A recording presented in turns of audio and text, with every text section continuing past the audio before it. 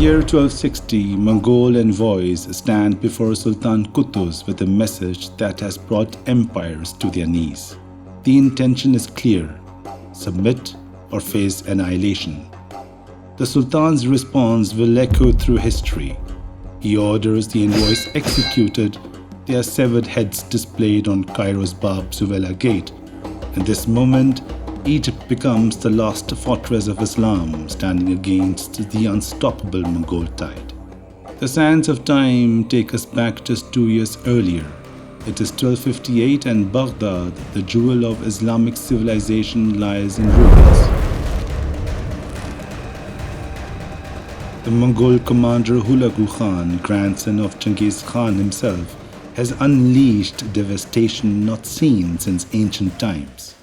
The Abbasid Caliph, spiritual leader of Islam, meets a gruesome end, rolled in carpets and trampled beneath Mongol horses. The great libraries of Baghdad, repositories of centuries of knowledge, burn.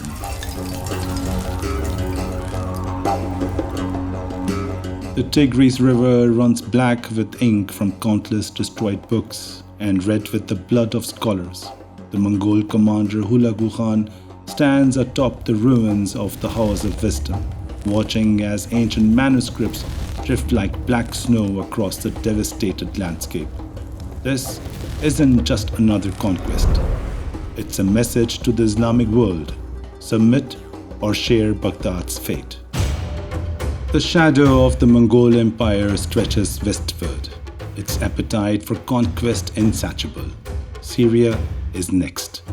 The warnings reach Damascus and Aleppo, carried by merchants and refugees who speak of horror in hushed tones. Submit to the great Khan or face annihilation. The Sultan of Aleppo and Damascus, Al-Nasir Yusuf, receives these warnings with trembling hands. His advisors argue through sleepless nights. Some urge immediate surrender, others call for resistance. Among them stands a hardened warrior from Egypt, Commander Baibars. His eyes, one clouded by a silvery cataract, has seen enough battles to know that walls alone cannot stop the Mongol war machine. Meet them in the field, he urges the Sultan, his voice carrying the weight of experience. Walls will not save us from their siege engines, but Al-Nasir Yusuf, clinging to the false security of his fortifications, dismisses the warning. The Sultan's palace echoes with heated debates as his court splits between those who favor submission and those who believe their mighty walls can withstand any assault. Baibars, disgusted by this blindness to danger, gathers his loyal followers and departs Syria, leaving it to its fate. His prediction proves prophetic when in early 1260 the Mongols descend upon Aleppo like locusts. The city's mighty walls, which had withstood countless sieges throughout history, crumble within a week under the relentless Mongol assault. The sound of their siege engines becomes a constant thunder day and night as stones larger than men crash against ancient fortifications. The scene from the high citadel is apocalyptic. Defenders watch helplessly as their people are massacred below. Though the garrison fights on for weeks, they eventually surrender. The streets of Aleppo, once filled with the sounds of merchants and children, now echo only with the cries of the dying. Another fortress nearby yields under promises of amnesty, but Hulagu Khan's rage knows no bounds. He orders the execution of everyone, including women and children. The massacre becomes a story told in whispers across the region, a warning of Mongol brutality. Damascus, seeing the futility of resistance, surrenders without a fight. Al-Nasir Yusuf flees, and Mongol administrators swiftly take control of Syrian cities, ending the Ayyubid dynasty's rule. Meanwhile, in Egypt, a complex power struggle unfolds.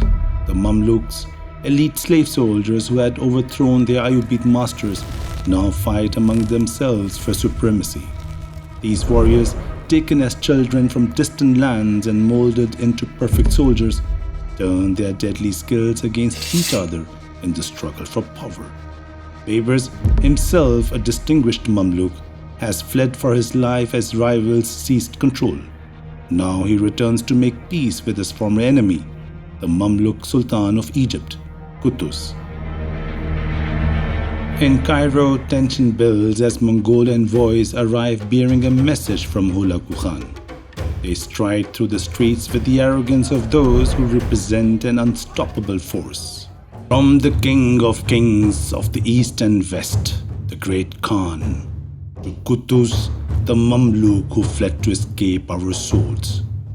You have heard how we have conquered a vast empire and have purified the earth of their disorder.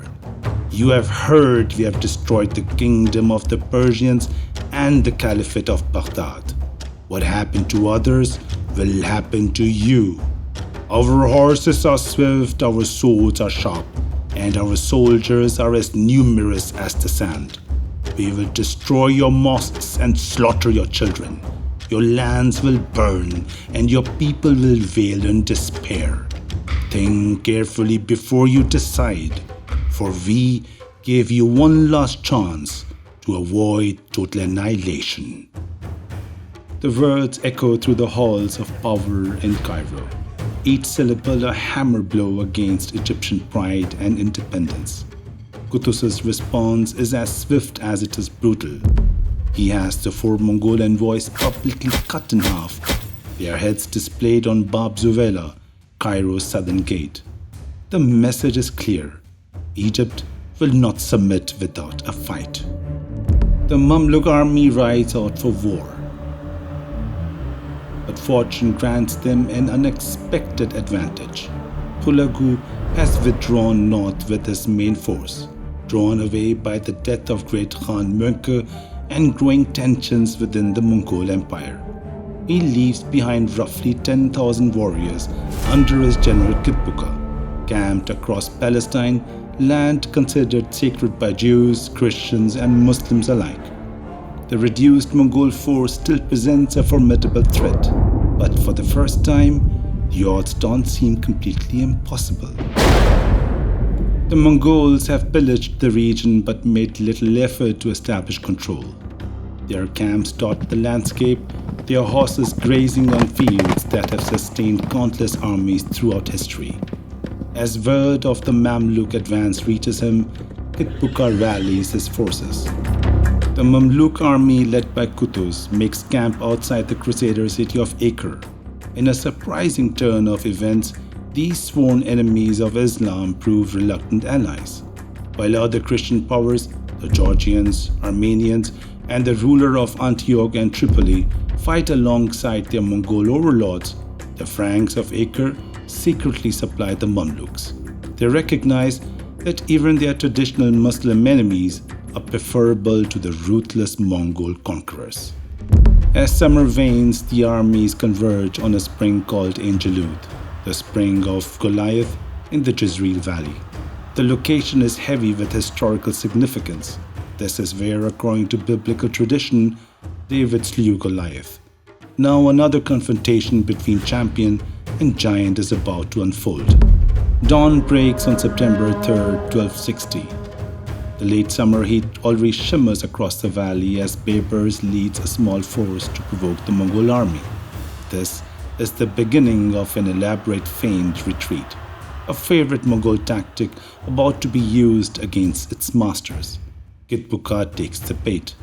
His warriors, proud and undefeated, surge forward in pursuit of what appears to be an easy victory. The battle opens with a thunderous Mongol charge.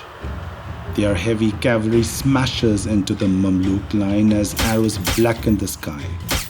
The impact shook the Mamluk ranks as men and horses go down in tangles of flesh and metal.